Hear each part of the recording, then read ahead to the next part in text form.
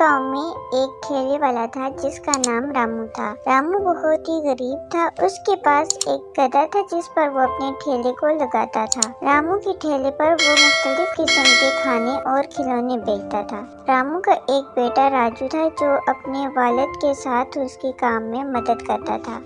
रामू और राजू दोनों अपने घर के खर्चात पूरे करने के लिए सख्त मेहनत करते थे।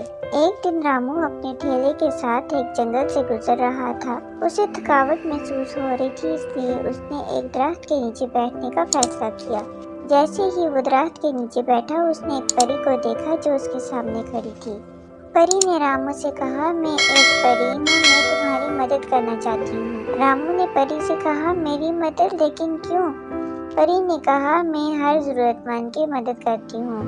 ये लिट्टा चोखी है, ये जादुई खाना है। ये खाना बहुत ही खास है। ये किसी भी शख्स की भूख को पूरा कर सकता है। इस खाने को खाने वाला कभी भी भूखा नहीं रहेगा। रामू ने परी का शुक्रिया अदा किया और जादुई खाने को अपने साथ लेकर गांव चला गया।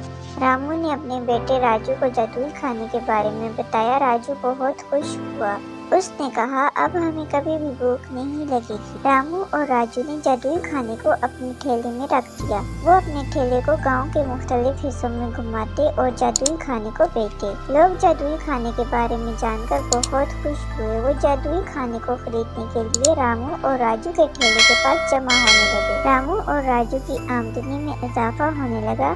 अब उनके हालात आहिस्ता आहिस्ता बेहतर होने लगे। जादुई खाने ने रामू और राजू की जिंदगी को बदल दिया।